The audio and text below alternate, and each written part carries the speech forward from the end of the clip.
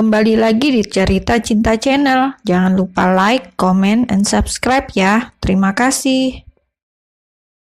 Meski masih terbaring lemah, tubuhnya nyaris tak bergerak dan matanya hanya terbuka setengah, tapi hati Wira terasa sangat hidup, hangat, penuh. Ia melihat dari balik jendela kaca sosok istrinya yang begitu ia rindukan, dengan pelukan lembut yang menyelimuti tubuh kecil Akila. Ia tidak bisa menyentuh mereka, tidak bisa memeluk, bahkan belum bisa bicara dengan normal. Tapi pertemuan mata tadi seakan menjembatani semua batas. Itu nyata, mereka nyata, dan mereka masih menunggunya. Ada percikan halus yang menjalari dadanya, sesuatu yang menumbuhkan kekuatan baru di tengah segala kepayahan. Ia ingin pulang, ia ingin sembuh, ia ingin bersama mereka lagi. Dengan nafas masih terbata, Wira menggerakkan bibirnya pelan, tak terdengar oleh siapapun, tapi jelas terasa di hatinya sendiri. I love you, Caca. Mata Wira menghangat. Ia tak tahu apakah Caca sempat membaca gerakan bibirnya tadi, tapi ia yakin cinta mereka cukup kuat untuk melewati apapun, bahkan koma sekalipun. Sementara itu, Caca kembali berjalan perlahan menyusuri lorong rumah sakit menuju ruang rawat anak tempat Akila dirawat. Bocah kecil itu masih dalam pelukannya, namun kali ini tak lagi merintih atau gelisah karena sudah terlelap. Dan baru saja mereka tiba dan Caca meletakkan Akila di ranjang kecilnya. Suara manja itu keluar dengan suara cadel yang membuat hati Caca meleleh.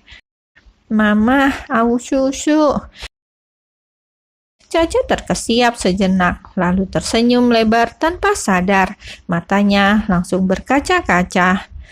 Sayang, ucap Caca sambil mengecup pipi Akila.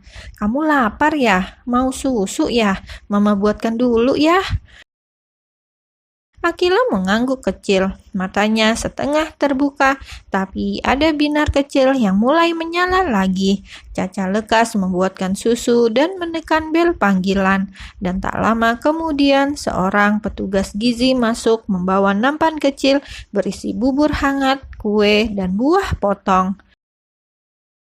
Saya titipkan menunya, Bu. Ini menu khusus anak hari ini, ucap petugas itu ramah. Iya, terima kasih ya, jawab Caca masih dengan senyum tak percaya. Ia menyendokkan bubur ke mulut kecil Akila. Biasanya anak itu akan menggeleng atau menangis menolak, tapi kali ini satu suapan masuk, lalu satu lagi. Memang belum banyak, tapi cukup membuat dada Caca sesak oleh haru. Akila hebat, Nak. Anak mama pinter banget.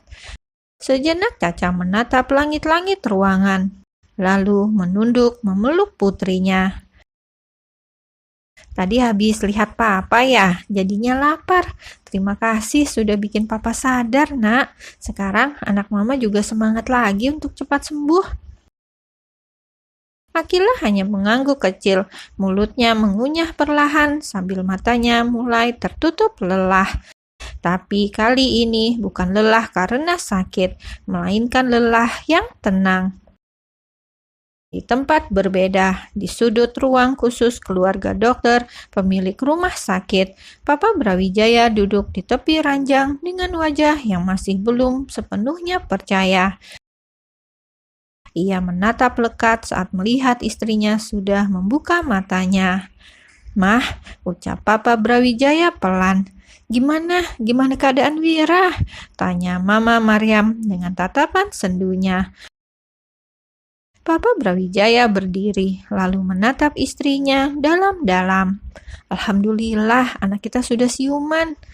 Sejenak hening, mata Mama Maryam membelalak. Nafasnya tercekat, lalu tubuhnya lunglai jatuh ke pelukan suaminya sambil menangis terseduh.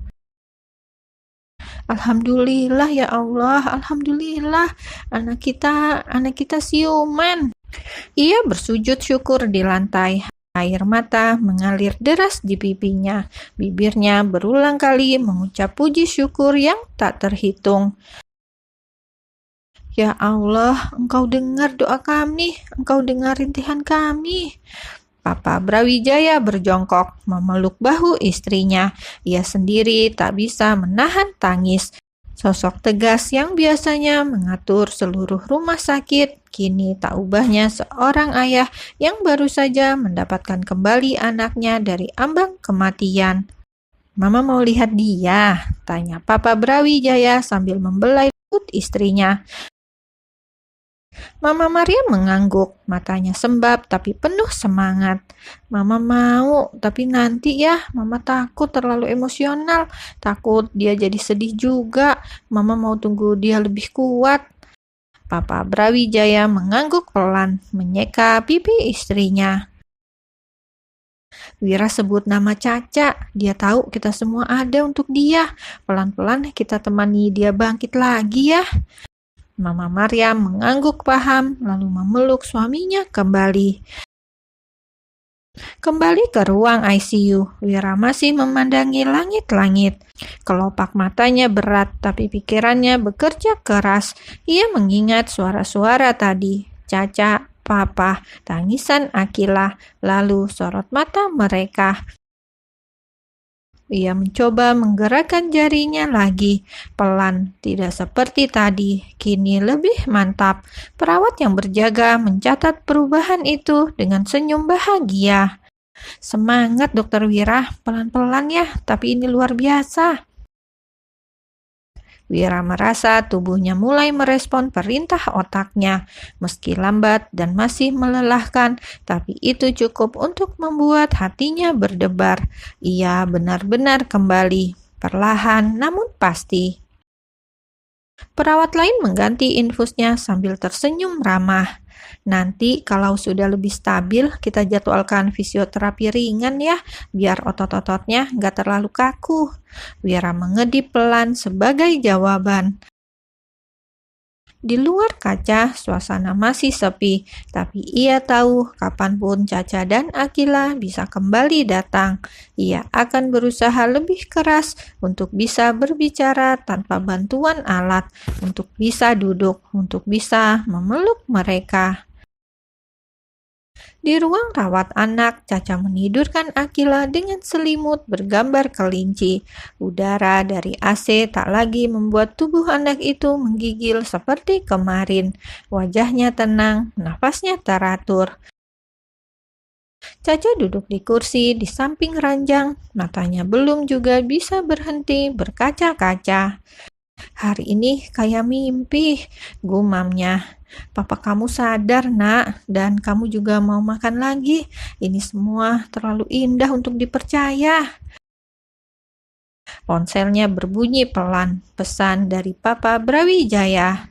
Kondisi Wira semakin stabil, kemungkinan besar bisa lepas ventilator dalam 1 hari ke depan. Kita terus pantau. Terima kasih ya, Caca. Caca menatap layar ponselnya lama, lalu membalas singkat. "Aku yang harusnya berterima kasih, Pak. Terima kasih karena sudah selalu yakin pada Wira." Ia kembali menatap Akila.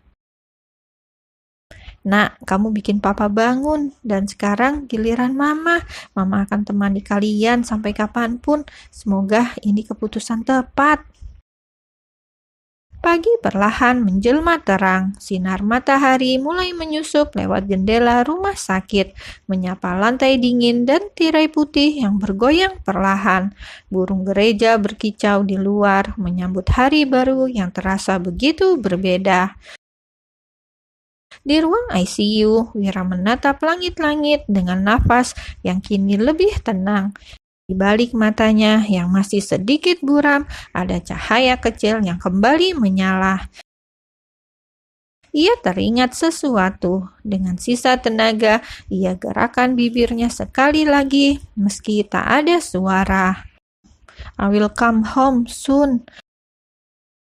Kalau Wira menyambut pagi dengan energi positif, maka berbeda dengan Adelia dan Mama Paula, terutama Mama Paula. Ia tercengang melihat video vulgar Adelia tanpa diblur. Walau wajah Farhan tetap dibuat samar beredar di sosial media dan begitu banyak hujatan yang terlontarkan dari para netizen. "Gila kamu Adel, semakin hancur keluarga kita. Mending kamu mati aja," jerit Mama Paula histeris seraya memukul tubuh Adelia. Tak peduli Adelia menangis dan kesakitan.